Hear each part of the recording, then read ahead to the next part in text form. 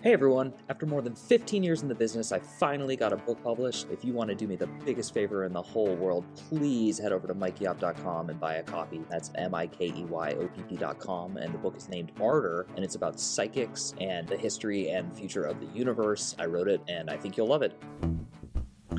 Hi, this is Mike Oppenheim, and you are listening to Coffin Talk, Interviews with the Living, a weekly podcast that explores how our views on death affect the way we live our life.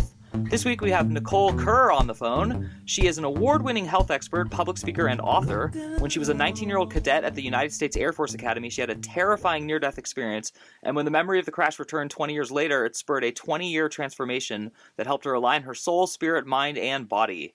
A disabled veteran, Nicole has penned the best-selling book Are Deathless and has appeared on CNN, PBS, CBS, ABC, the Food Channel, and other radio and television shows to share her unique perspective on wellness, lifestyle, and nutrition.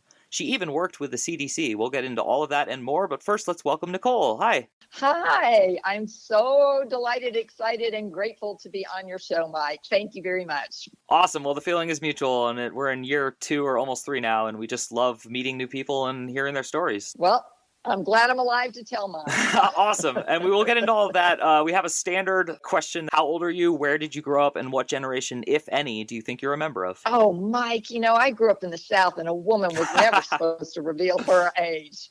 But I will tell you, I just turned 59. I'm in the last of that baby boomer group. Got it. Where specifically in the South did you grow up? I grew up in Jackson, Mississippi. That's an experience growing up there, that's all I want to say.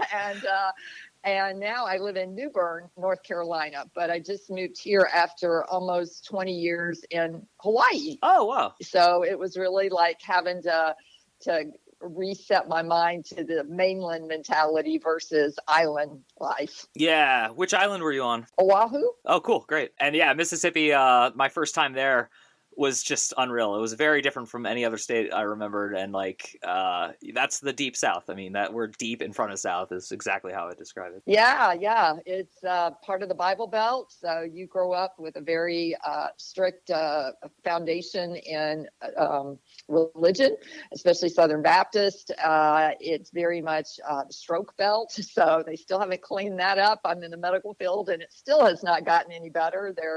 They're in that, and unfortunately, and just a poverty. It always seems to rank 50th in that, which is just really sad. It's a generational imprint that really needs to be changed. And so, kind of speaking of which, you did what I'm assuming quite a few people from there do, which is you joined the military when you were pretty young. So do you want to get into that part of your life? Well, I joined the Air Force Academy, which is joining the military, but the academies are a bit different because they are essence, you're going to college, a university for 4 years, and you come out with a degree and you come out with a commission as an officer in whatever respective branch you went to. And I went to the U.S. Air Force Academy, which is in Colorado Springs, Colorado.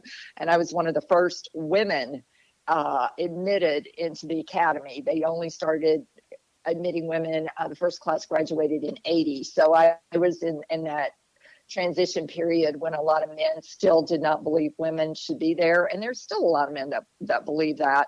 So the only reason I was there, Mike, is because I was trying to please my father. I'm a recovering people pleaser, and I would have done anything to get my dad's love and attention and to be his favorite, even though I was competing with 3 other siblings. And I thought if I could get there, that was his alma mater. He went on to the Marine Corps. I would be, favored. I'd be the favored child. And needless to say, when I got accepted and got there, I realized what a mistake I'd made. And I didn't have the courage to quit. I didn't fear failure. I could not just say, this is not for me. It's not for my soul. I want out of here. My soul is not designed to kill people. I mean, none of our souls are. Okay. But I understand that we need a military to protect and defend.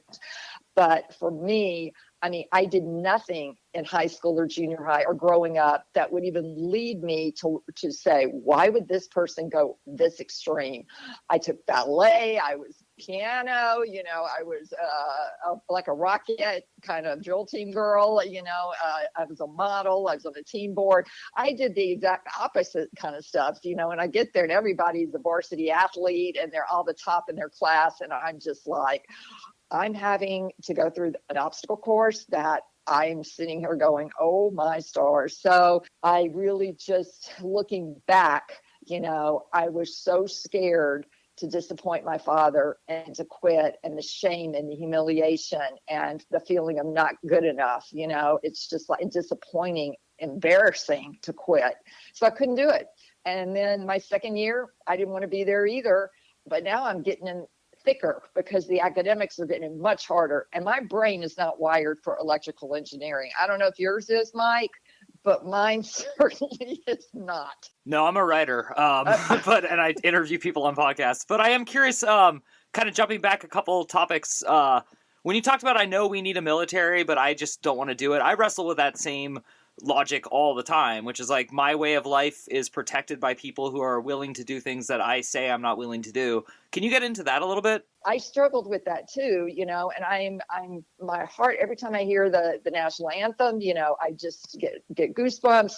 But I think there is limits that we all need to set to military in terms of what we can do to one another. And I think we've gone way overboard with that and back all of that down. So we're not, you know, because the whole goal is to get in love with yourself, love with one another. And if everything and everyone is connected and love is the source of all of that, then we're not going to want to turn around and kill somebody else. But when you're rewired to start doing that, then you change. That's really powerful, and I love the way you articulated most of that. Like, it's fascinating to hear it because, you know, when you have the experience plus the opinion that I already have, it holds more weight for anyone, and for myself included. So it's interesting to hear. I was about to say good, but it's not good to hear it, but it was interesting. And so back to your life and the course of your life. I guess specifically, I'm really interested in the turn. Like you had the crash and then you have the memory of it return. Can we talk about the part about the memory of it returning rather than focusing on the initial incident? Yeah, because you can read all about that in my book, You Are Deathless. I mean, every single injury I had, the 64 pints of blood I was given, the 2 code blues, all of that's in the book. Okay. So the memory coming back, I was 19 when the crash happened, pronounced dead at the scene and revived. Okay. So I went to the other side. Now, the only thing I remembered that entire 19 years was bright white lights, clear lights. And if you look at Raymond Moody's work, who coined the term near-death experience, that is the one element or symptom, he said, that almost everybody who has an NDE experiences is this bright white, clear light. You can look in it and it's not going to blind you. And so I remembered that, and I thought, my literal part of my brain went, that was the operating lights. You woke up during the surgery. And so I asked my surgeon and she said, no way, Nicole, you were unconscious. Let me tell you, the whole time. So it's something else, something from the other side, from whatever, but it has nothing to do with the operation room lights. So, when I was 19 years later, I was working at the Centers for Disease Control and Prevention in Atlanta. I was on my way to work, like I did every day, stopped at Starbucks, like a lot of people do, get their coffee. And then all of a sudden, I remembered exactly how I sat in the car. It was a red Corvette convertible, 1965. I was a passenger. It didn't have a seatbelt. The hood was down. And I could see my right leg up on the dashboard, the left leg like crossed over it, and I all of a sudden just saw me go through the windshield, and I went straight up into the air, and then I stopped, and I was like, uh-oh, I better not go to work. So I went to the chiropractor that did body work on me, and I sat in his waiting room all day because he was totally booked, and then he saw me and he said, Nicole, these are repressed memories. And I said, 19 years of repression? How does that even happen? And I said, please, and he said, well, your body is ready. It feels safe now. And you have support to help get you through this. And that is key for people that have trauma and they're going, well, I can't remember, or I don't know, why can't I remember?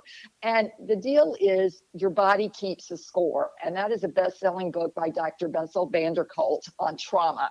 And your body keeps a record of everything that happened. Okay. The hippocampus stores that memory. And I will tell you, from when I went to his office, I was able, the story just kept coming out and out and out. But as soon as I went into the air and I froze, because I looked down and I knew when I hit the ground that I was going to die. So I cried out like, oh my God, help me. And at that moment in the book, I talk about Casper the ghost coming down and lifting me up. Now, in August of this year, when I was 58, my grandfather came to me. He died when he was 58 years old. And he told me that he was the angel that came down and rescued me. And I was like, because I could always tell it was male. I mean, I knew all these certain qualities, but I never got it that it was my grandfather. And he said that he didn't want to tell me until I got to be the age that he died. And I was just like, oh my gosh, because I've heard a lot of people say, yeah, I've seen my grandmother. I've seen these people over on the other side. And I was like, I didn't know anybody over there. And now I know it was my grandfather. So things can still come, and here's this another 20 years later. So what I was told on the other side, first of all, you have to remember, I'm not in my physical form. My energy body split open. My soul flew out of it. It went up to this space. So I'm up there with my grandfather in an angelic form, and he's in his 30s. He's not like 60 or 58, whatever he was. Yeah. So he's at a much younger age. And then I hear these other angels talking. They're not speaking English. And I don't know how I know what they're talking about. I mean, how I can hear them, whether it's telepathy or I don't know what it was, but I could hear them and I could understand them. And their message was that they, meaning us humans, need to ask for help from the angelic realm. They're not going to intercede on our behalf unless we ask them. And that's because we have free will in this country. So, or in our lives, I should say. So that's the first message is angels are on the other side. There's thousands of them. They're all different kinds. And they are up there and they want to help us, but we have to ask. Hey everybody, I just want to thank you so much for listening to the show. Our numbers keep growing and we have a premium package, and it would really help us out if some of you loyal fans would head over there and sign up. You get bonus monthly podcasts, you get a book I wrote, and you also get extra essays and other content. So please head over to mikeyop.com, that's MIKEYOPP.com, and sign up today. And people laugh when you say, oh, I'm going to ask the angels for a parking space. But I guarantee you do it, one shows up. I mean, I have never had it not happen to me. And if you ask for other things too, they come, but they may come in a way that you're not expecting. But most people don't turn to help from the spiritual side or God or whatever until there's a crisis. And then all of a sudden it's prayer, and prayer is energy. So we are all energy. And that's what our soul, when it leaves, is energy. That vapor that's breathing, that's what escapes. That's all energy. And so the other message that I was told was I was going to go back. And when he said that to me, I was like, no. I do not. I could see my body. I could see her lying in the ditch. I could see, my side of the face was turned and that I had real bad road burn rash on. And I was just like, oh my gosh, I don't want to go back in that body. It is going to be painful. And I am going to suffer with all those injuries. And he looked at me and he said, your mission is to tell people not to be afraid of death.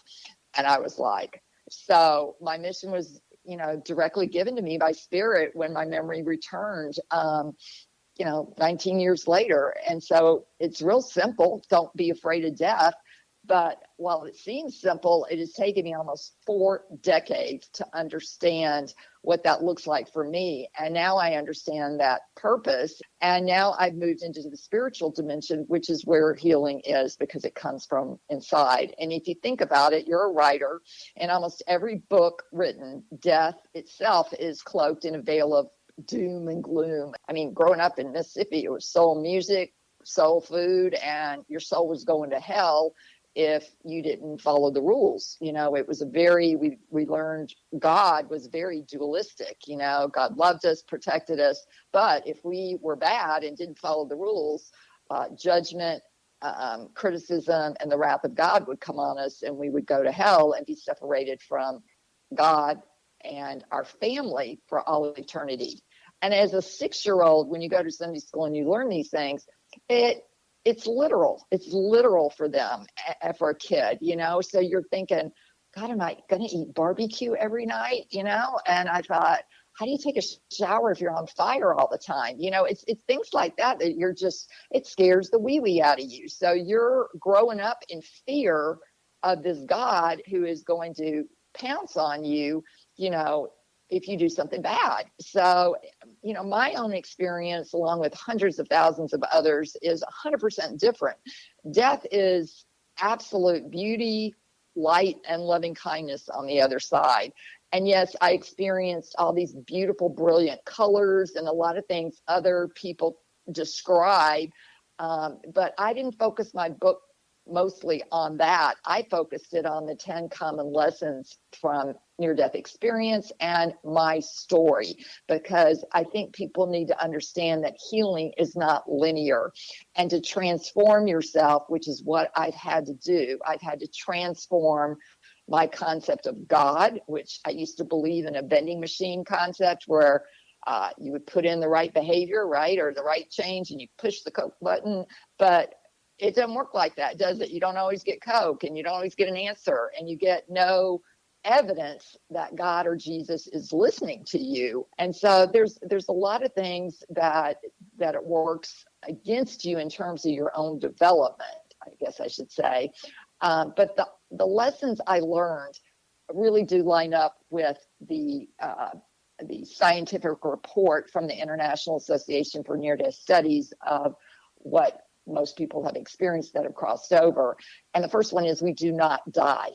And that is why I wrote the book, You Are Deathless, because yes, your physical body is the carrier. It decays, it dies, but your soul is forever. Yeah. And what do you do?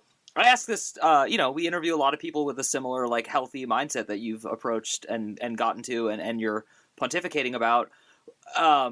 What's your go-to trick when on those days where it's really hard, where 5 different things go wrong and you don't feel like God is listening and you don't feel like your prayers are being answered and you don't feel like anyone cares about you? What's your method in those situations? Well, first of all, God is not a person.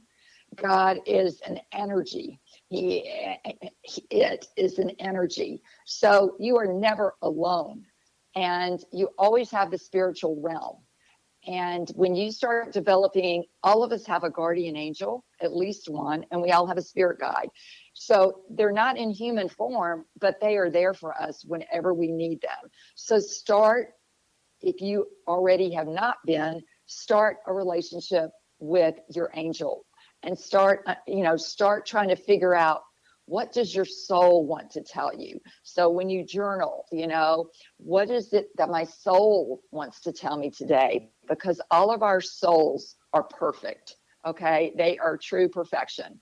And it's light, it's love, it's beauty, it's what we came in with. We're all eternal sparks of God, which is perfection. And so when I'm having one of those days, I ask my body, is it something physical going on? Is it an emotional trigger that I just got triggered by and I'm not processing the emotion? And that's usually where I get stuck, because I was not raised to have emotions. It was you never hurt your mother, you never get mad at anybody, or angry. And I think we're an illiterate country, honestly, when it comes to emotions. And all of us have stuck emotions, and we have to deal with them. And there's lots of tools out there now to get at this, including neuro-emotional technique. There's EMDR, there's biofeedback. There's all these different ways to get at that unconscious, because you're not even aware that you're doing the same thing and you're not going to cause a different output. And I saw that as a dietitian, where people would get stressed and triggered and they'd eat the whole pint of Ben & Jerry's. And they knew better, but it was that amygdala, the fight, flight, or fear that they were operating in from something they got triggered in their past that they never cleared. And then if it's not that, I ask my body, is it something spiritual?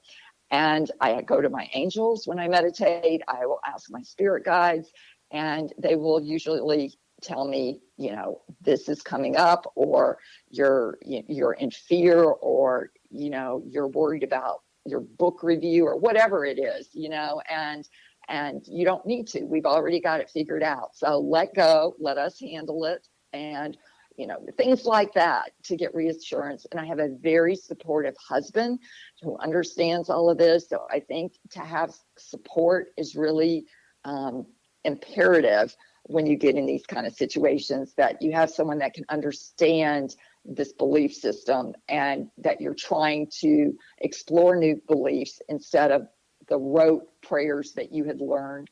There's comfort maybe in that, but you're not going to get the outcome you want, because it's not the belief that goes with it. Oh my gosh, I'm definitely touched by what you've done with your life. It sounds appropriate, and that's what, as I do the show longer and longer, I'm starting to see, is that it's less mysterious than people think if you just settle into it and see how obvious it all is. And so I really appreciate you. I appreciate your time. I appreciate you coming on. I would like to remind our audience, if you're a fan of our show, please head over to MikeyOp.com and subscribe for free to the weekly newsletter that also announces the podcast. And if you're a diehard fan, please get a premium subscription. We could always use your support. Once again, that's MikeyOp.com, MikeyOpp.com. My name is Mike Oppenheim. You have been listening to Coffin Talk, and we will see you soon.